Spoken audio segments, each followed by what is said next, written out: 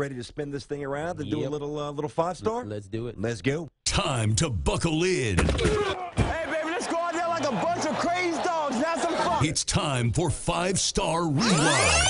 Hello? Tiki and Tierney's top 5 games from this past weekend. I'm just about that action, boss. Here we come. It's a man's game now. I'm going to get got. I may have gotten got, but I'm going to get less got than I get got. And I'm going to get you before you know what you got. I might get got, but I'm going to get mine much more than I get got, though. Well, you better get healthy because with rolls down, they're going to need them now. Not much. Okay, you ready to roll here, Tink? Yeah, let's go. All right, player. As always, we start Sunday night stage and a reliable target back and healthy and productive for Tom Brady. Taps the center Stork. Brady takes the snap. Short drop. A lob. A fade for Gronkowski. Left side. He comes down with it. Touchdown, Patriots. No decoy tonight. What a throw by Brady. Basically a one-step drop. He gooses the center. And it's the old formation we saw earlier in the year. Rob's just going crazy in the back of the end zone. That's how it sounded. Bob Sochi and a buddy Scott Zolak doing their thing. Pat's Radio Network on the call. That made it 17-6. Final tally 27-6. Brian Hoyer. Concussion as well. Big win for the Pats. Yeah, lots of former Pats in this game on the other side for the Houston Texans, but they weren't nearly enough to stop down a New England Patriots offense with Gronk back. Obviously, he gets into the end zone again. This is his third season of 1,000 yards receiving and 10 touchdowns. The only tight end in history to ever do that. Gronk is the man. The Pats D was awesome as well. 5 sacks on Brian Hoyer, including concussing him. And the Patriots, they have guaranteed their spot in the playoffs. They are 11-2. Tiki's right, 11-2. What else is new? Texans now 6-7 on the year. Brady's final digits, 22 out of 32, 26, couple of touchdowns. Kind of a boring game, but they do avoid their first 3-game skid since 2002. They were staring at that. Pats get the win. We move on. In Cincinnati, down goes Dalton. Here comes McCarron, and there goes Cincy's mojo. 2nd and 5. McCarron in the gun from his own 25. And he gets the snap, throws the screen. Intercepted! Gone!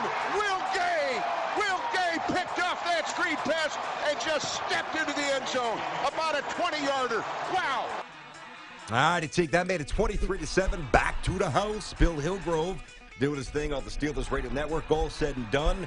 Final score 33-20 Steel Dogs, but bigger issues in Cincy. Who's their quarterback? Yeah, the big question is, when does Andy Dalton come back? It looks like he won't be back until after the regular season is done and in the playoffs. And A.J. McCarron, who didn't play bad. He had 280 yards and 2 touchdowns, but 2 interceptions as well. One of them was costly. It was a pick 6, and it forced Ben Roethlisberger not to have to do that much. Antonio Brown, however, goes over 100 receptions for the 6th straight year, man. This dude's a baller. And the Pittsburgh Steelers keep themselves in the playoffs conversations, even though right now they're on the outside looking in. Can they catch the Cincinnati Bengals, who are 2 games ahead of them?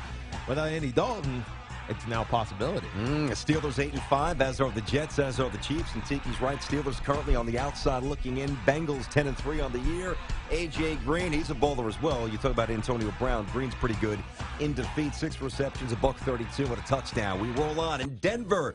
A field goal fest interrupted by a stud effort on the Raiders. 2nd and 4 Denver on their 29-yard line. 1:56 to play. Here comes Mack, and he's going to get him again. He got Osweiler for his 5th sack of the game. He is killing Michael Schofield.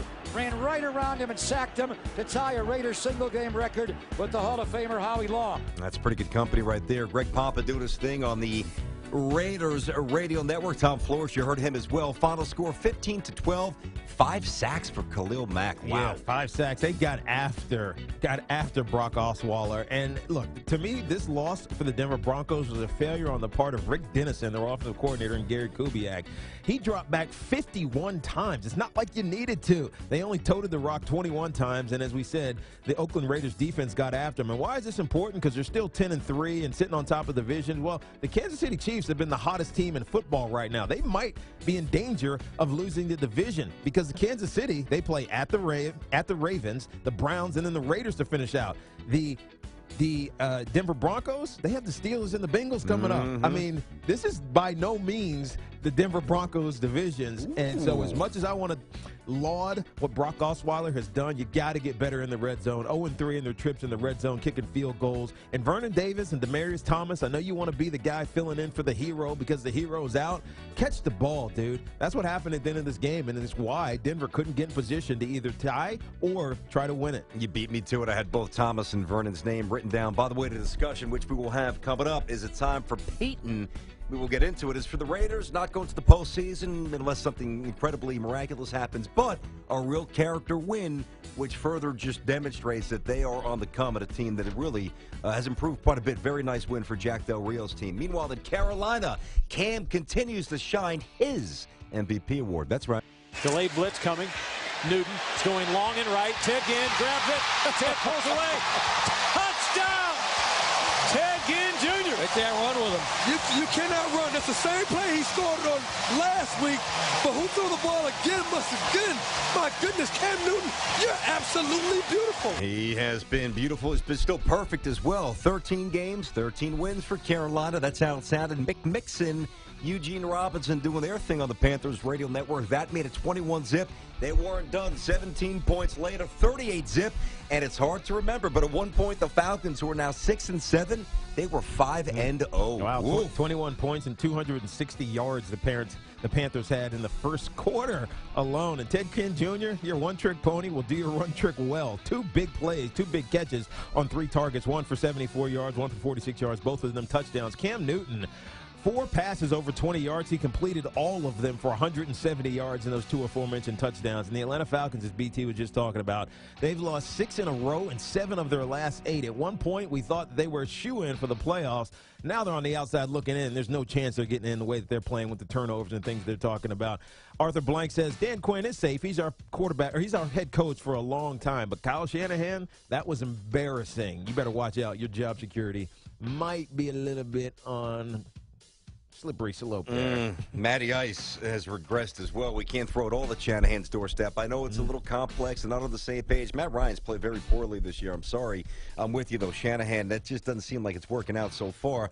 Can they do the perfect dance? 3 more games to go. Here's what they're staring at the Giants, at the Falcons, and then home to the Bucs on January 3rd. And let's face it, if the Giants lose tonight, okay, that game becomes inherently easier because if the Giants have nothing to play, there is no doubt the Panthers wax them. Even if Big Blue has something to play for, it's still, I don't want to say an easy game, but Panthers will be favored, to put it that way. The Panthers get after you, and their defense is in the top 5 for a reason. They do not make it easy on teams who only have one option. And the Giants right now have only had one option as of late, and that's Odell Beckham Jr. Panthers have the MVP. They've got the best corner. They've got the best linebacker. And, oh, yeah, by the way, they should have the coach of the year. Finally, in Philly, speaking of coaches, the head coach with one last laugh against his former star running back. Tyrod Taylor with McCoy to his left goes back.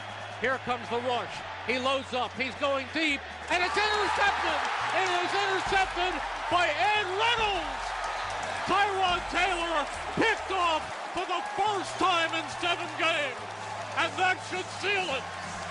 Ed Reynolds with the sealing pick. The Eagles aren't done. First they beat the Pats, and then they take out McCoy's Bills. That's how it sounded. Merrill Reese doing his thing. He's a legend since the late 70s out there in Philly. Eagles Radio Network, final score by a 3 spot, 23-20, 15 penalties for Rex's boys. Ugh. Yeah, you're never winning when you're playing that way. But on the other side, the Philadelphia Eagles are playing inspired football as of late. And all that talk about Chip Kelly seems to be going by the wayside. Sam Bradford, steady, not great, but he was steady, including a big play and a big touchdown to Nelson Aguilar, his first of his NFL career. If they could continue to do the things that they do and play consistent in the run, getting some deep balls down the field, this Eagles team, which is now sitting on top the NFC East, albeit in a tied position, have a chance to make it. We tried to guess last week which one of these weak NFC East teams was going to make it. It looks like Philly is the one with the most momentum right now. The Buffalo Bills on the other side at 6-7 are likely out of it, and there's so many more issues because they're wasting one of the best quarterback wide receiver combinations in football. Sammy Watkins and Tyrod Taylor go deep, seems like every single week, but it ultimately has no consequence. Good stuff. Really nicely done there. Good job, Sam, there on the sound. It's a Monday staple. 5-star rewind.